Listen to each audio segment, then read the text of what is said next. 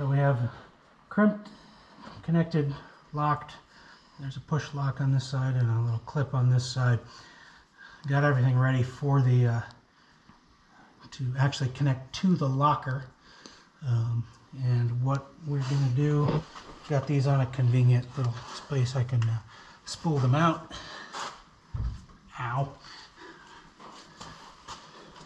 So if you can kind of hold that there as I pull it out. So we're going to run, and it will plug into this guy here. We don't want to permanently connect it, but I want to have it there and just have it, you know, in with the zip ties and make sure we have plenty of extra so that it has extra to move around. And then we're going to come back. I know that we're going to be in this vicinity. In this vicinity, so we'll cut off the wire. Just tell me where to cut. And because I'm paranoid, I will add like another 6 or 8 inches. Wire is cheap. Because I would rather have too much and trim it than too little. Than find myself wishing I had an extra 6 inches. Okay. So our nifty little tool, fairly simple. Just run the wire in it, clip that in place, run this, and just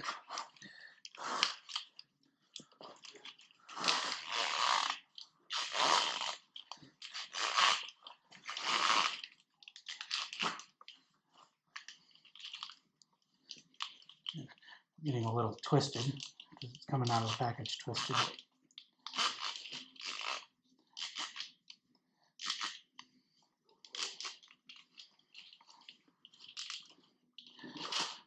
And that's like, where's the nippers? Of course, we left our cutters over there.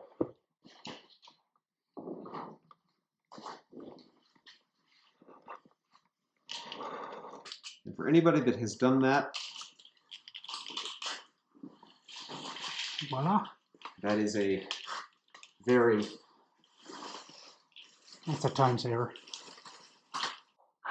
No problem. Okay, so we've crimped the connector on the front differential, and so this is our pigtail that we're getting ready to run from the up to the back of the transfer case. These should just snap together. Nice click, done. So then thinking about how we want to run the wire and to get approximate length, I kind of like the idea of having this connector actually zip tied to the arm, so the connector itself is not flopping around. Yeah, I like that. And having lots of space here so it doesn't get caught and hung up. So I think this is a good story here. Then we'll follow up this arm up to around the point where the arm terminates, comes up onto the body. And we didn't feed it up and over, but that's okay because we can cut a little extra in. So we drape the wire underneath kind of the same path it's going to go when it's over. And just give ourselves a lot extra. And that way we can trim it to fit when we're done.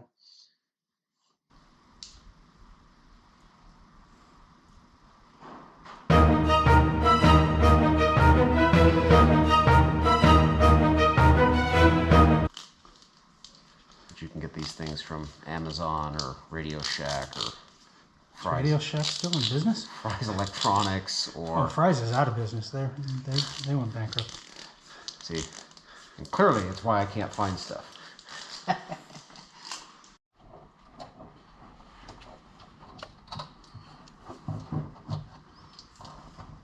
Got it there.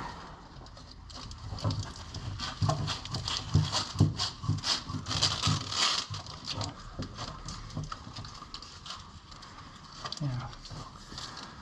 So yeah, plenty of extra. Lets us wire it up.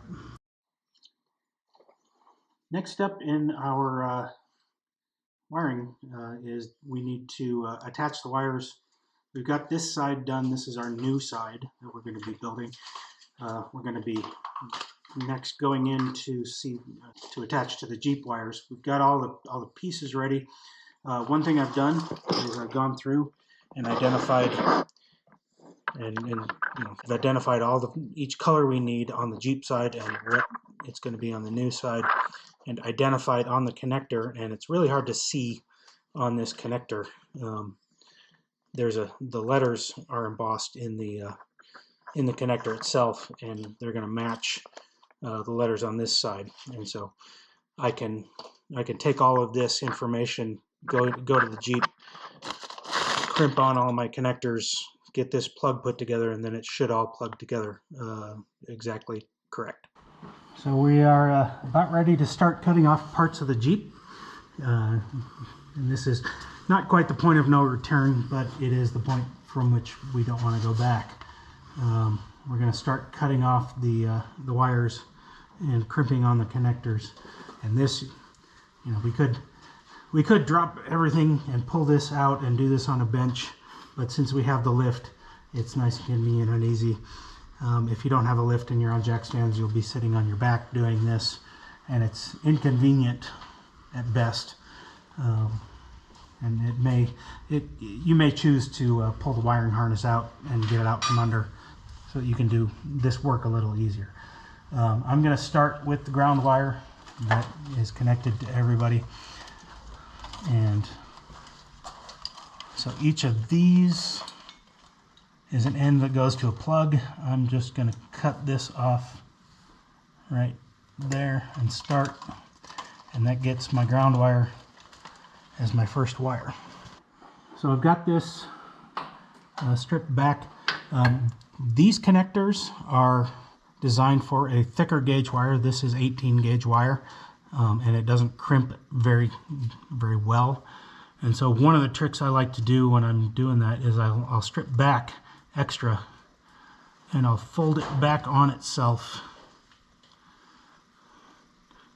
and just make the crimped part thicker so it grabs better. And then I'm also breaking out a different tool, and we'll see if we can get a link to each of these tools that will hopefully crimp this a little better. And this is just like any other crimping job. It's just a little less convenient being inside underneath the Jeep.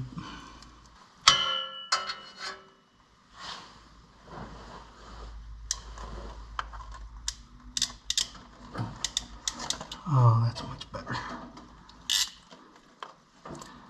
And you can see how that crimp job is actually quite a bit better. It's curled over exactly like it's supposed to be. Okay. And then slide rubber insulator. And which one? And right there, I folded the ears in a little bit just to make it start a little easier. And there we go. First one crimped.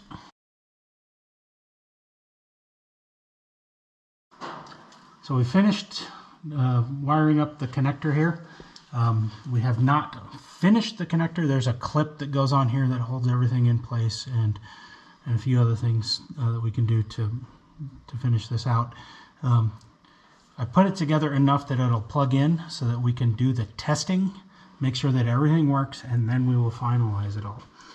The next step is we've got some of these wires that have been cut, and they're going to go to the lockers, and they're also going to go, a couple of these will also go with the sensor wires, which are still on the spool because we don't know where the other end is yet. And the question becomes, how much dangle do you want? I mean, we can have these have a whole lot of extra length sitting on here, tuck it up and zip tie it and everything, or we can cut it a lot shorter And so it's less. And so the reality is question. those are these two are the lines that go to the axles. Right. So the reasoning that we might want to have a little extra is if we think about possibly in the future something that would happen that would cause us to need longer wiring in that. So we've already done a 10-inch stretch in the rear. Would we potentially do a different suspension setup? Well, or and I kind of think at that point, rewiring it wouldn't be out of the question. Right. If it's that big of a change. I think for our purposes for this, as long as it's maintainable, it's good. So then it's probably enough. We could probably remove a foot. Right. Because we're going to want, in this space, I'm kind of thinking about what is here. We've got a fuel line, a brake line, various vent lines, the transfer case. This is going to be kind of living up in this space with the skid plate underneath it. So, yeah, probably remove a foot 18 inches of this, because we also have, you know, this much of this that we need to retain. So yeah, I would say probably get rid of a good chunk of it. A good chunk of it, but at the same time, as you say, I want to keep it maintainable so we can get up in here, we can take it apart, we can take the because nothing I hate more than a plug that's stuck up over something that's hard to get to and hard to reach, and that you need to be able to take apart and do diagnostics on or something of that nature. Right. Yeah, and so we will also have to figure out, because we cut these different lengths so that the junction between them won't all bundle up in one big ball. And so we're going to have to figure out exactly, you know, how these splice together and to give us the same kind of offset. Give us, you know, we'll probably have a fair amount before this side actually comes off once we're done. Right. So if you want to strip those back and get them together.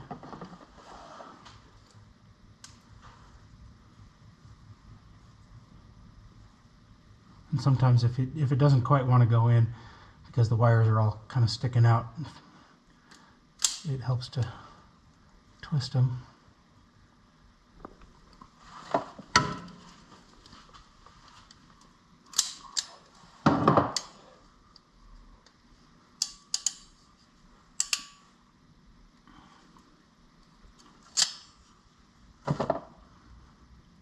Okay, that ends better. All right. Here, hold that for a second.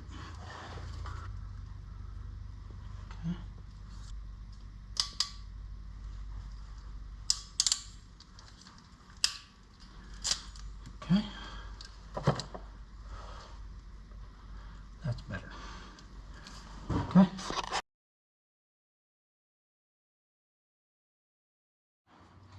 So done splicing here.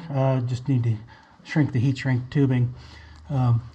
This is why we staggered the cuts in the wire, is so that each one of these crimp connectors is offset from each other and doesn't form a big knot in the bundle. And one of the things I did to help keep these wires all at the same length relative to each other is I put a temporary zip tie here on the two bundles going to each of the lockers, just to hold everything in place on this end, and then just lined it all up and crimped all this together. And so this is the start of this side of the loom, and we have the locker trigger wires, the orange and the brown here. Those have to go off with the sensors to trigger the relay for the sensors, as you'll see, as you remember in our wiring diagram. And so here's our 4 wires on 4 spools of wire, so that we can just unspool it and kind of generally route it to approximately where we want to go.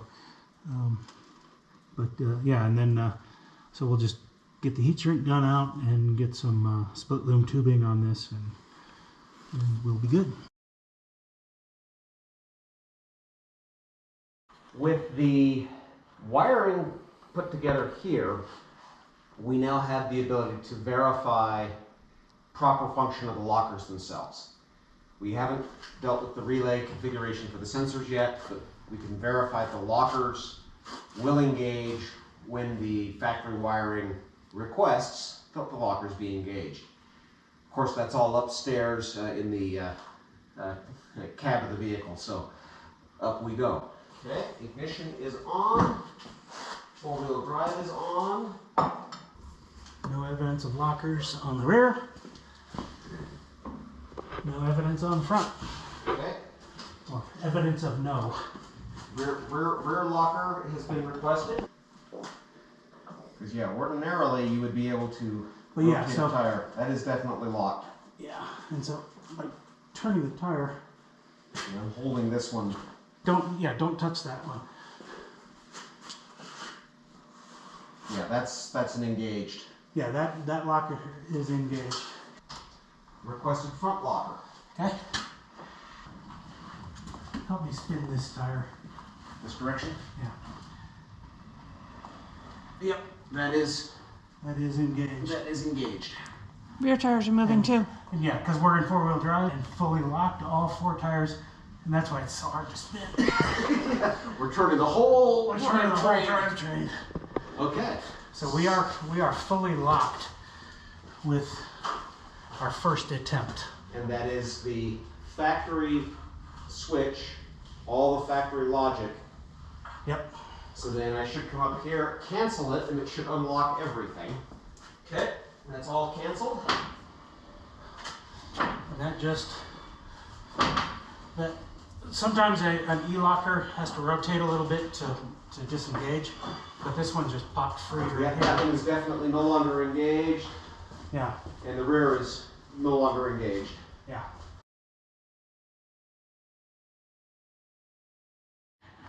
All right, so now that we verified that the lockers actually function, what we did was we came in and we wrapped all of the splices in electrical tape, and that just helps keep them secure, keeps any random pulls from pulling out the crimps.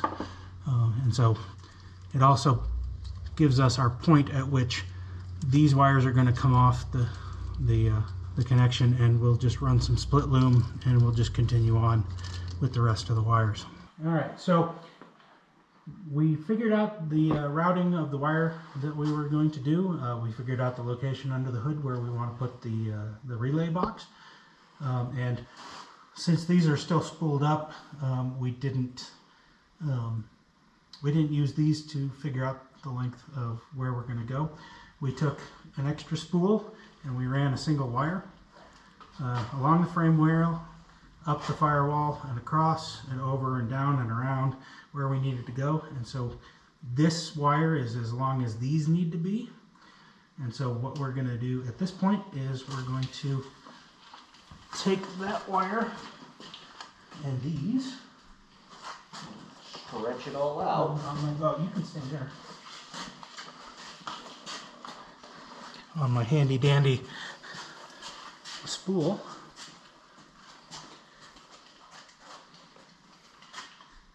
And that's as long as our wires need to be. You know, it's really easy to clip a wire shorter, really difficult to extend it after the fact. So an extra foot or two can make things a lot easier later on.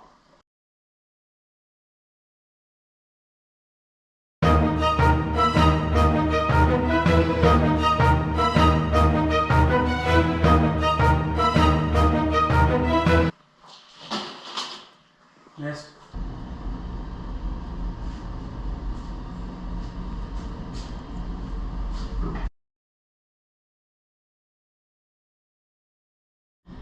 Okay, now up on top of the Jeep, thinking about where to put the relay box. This is our relocated fuse box. Everything is in a little bit different place on this one because of the Highline fenders and everything else. we have these two Viair compressors, one on either side, that run off of these two relays right here.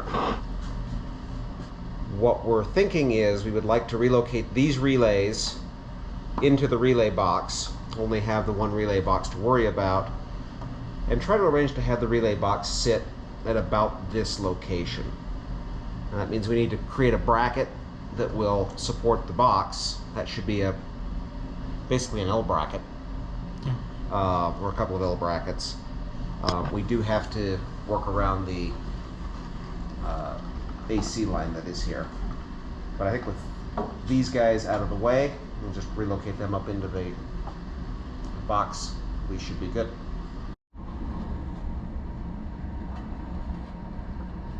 So, thinking about all of my options, how I can construct this bracket.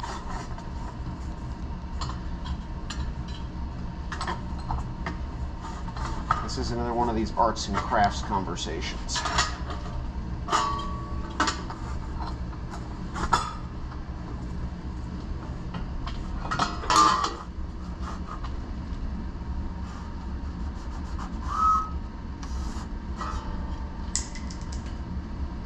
What I'm kind of playing with is the idea of trying to put some extra folds in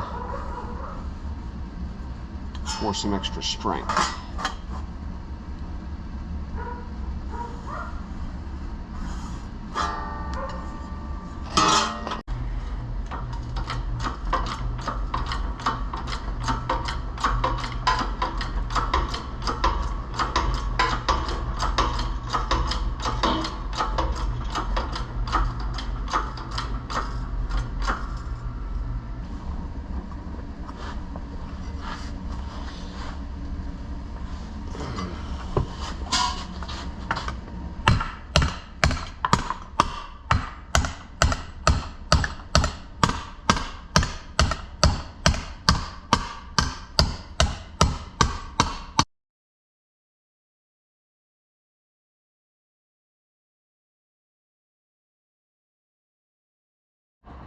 Finishing up the locker wiring to put the aftermarket lockers in to the TJ. What we've done is we've wired the lockers in where the factory pumps were at, and we've wired in a relay to trip the sensors. The end result of that, we come over here and look at this, we've got still the factory switch and the lights in the dash. So when I engage the locker for the rear, we get the locker light on the dash and it is solid, it doesn't flash at me. When I engage the locker again, I get the front locker. Again, it does not flash. Again, to engage, disengages the front. Engage it again, we lock the front, and then disengage, and they both turn off. So it functions exactly like the factory system. So to get the lockers to work, we needed to run some wiring. I'm just a big fan of having things be clean. So we've got this relay box that we talked about earlier. We built a bracket to attach it to the factory power center here. So what that does for us is it means we've got all of the factory relays here, and then our new relays will be in this box. For this application, because everything was driven off of the existing fuses, we did not need to install any net new fuse, and so we've not used any of our fuse banks yet. We have 2 more relay positions. We used 2 relay positions for the existing compressors that were already in the Jeep and had relays that were actually attached to the side of the box. And then 2 new relays to drive our locker status indicators. It's actually fairly important. These are only driving the status indicators, so it is possible that the indicator would flash because the relay didn't trip for whatever reason. The locker could still engage. So that's the cleaner, simpler wiring. But when it's all said and done, the box is installed. It's sitting right here. We're in a place where it's easy to get to. Underneath the hood, that's a nice, clean installation. Our AC line here, we did wrap some foam around it just so that as things rub, we're not rubbing up against the AC line. Just like that, we're done.